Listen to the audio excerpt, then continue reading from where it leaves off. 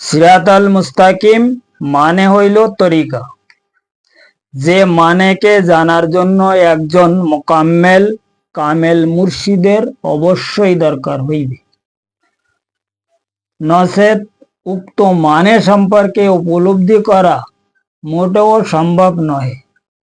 তাহাই ব্যক্তি যত বড় পাহাড় সমান এলেমধারী বিদ্যার মহাপণ্ডিত হোক না কেন,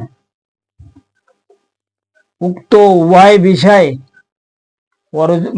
এলেম অর্জন করা কোনো মতে সম্ভব নয়।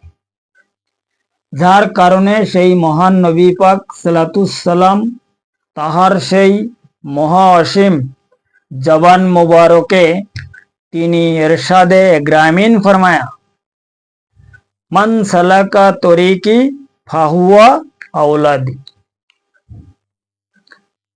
অর্থাৎ তিনি প্রত্যেক মানব গোষ্ঠীগুণকে তাহার সেই মহা অসীম জবান মুবারকে ইরশাদে গ্রামীণ ফরমায়া, যাহারা সেই মহান আল্লাহ পাকের সঠিক দিন সম্পর্কে তাহার উক্ত পবিত্র দিনের জাহির বাতিন উভয় তরিকা গ্রহণ করিয়া আমার বাতিনি নূর মোবারক হাসিল করার জন্য রুহানি রাস্তায় সামিল হইয়াছে, তাহারাই হইল আমার সঠিক আহলে বায়েত অর্থাৎ নায়েবে রাসূল।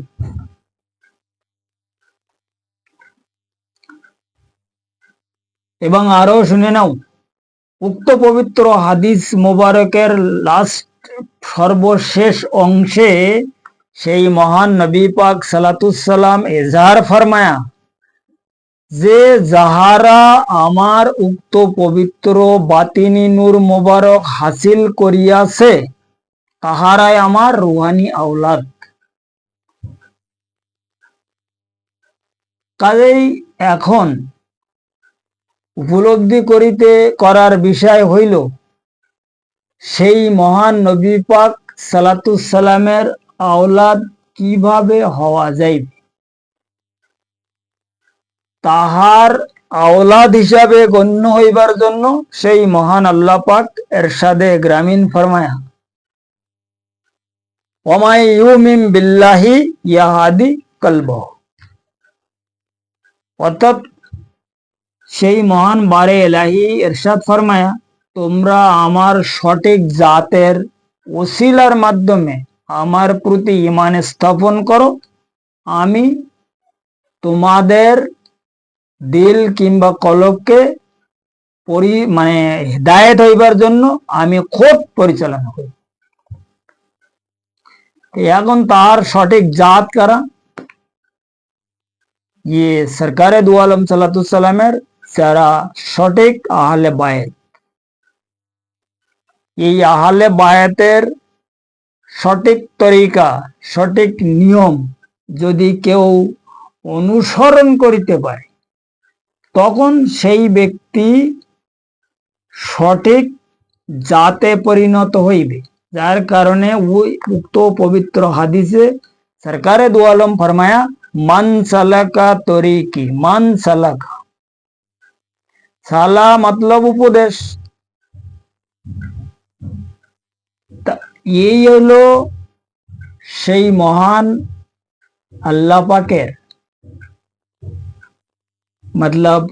সিরাতাল মুস্তাকিম এবং নবী পাকের তরিকা সম্পর্কে উপলব্ধি করার একমাত্র উপায়। এই উপায় ছাড়া আর কোনো ব্যক্তি এই রাস্তায় সম্পর্কে অবগত করা কোনো মতে সম্ভব নহে।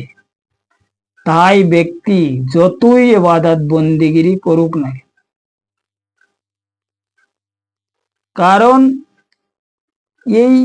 এই রাস্তা ছাড়া, এই যে রুহানি রাস্তা নবী পাকের যে তরিকা, এই তরিকা ছাড়া কোনো মানুষ সিরাতাল মুস্তাকিমের মধ্যে দাখিল হতে পারবে না।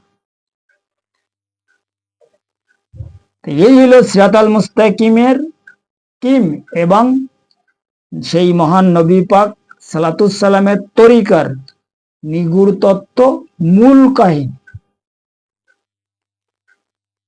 তাই উনি বলেছে আর তরিকাতু আহওয়াল, তরিকাত আমার কার্য। যখনই তরিকার মধ্যে কোনো ব্যক্তি সামিল হয়ে যাবে তো সরকারে দু আলম সালামের কার্য শুরু।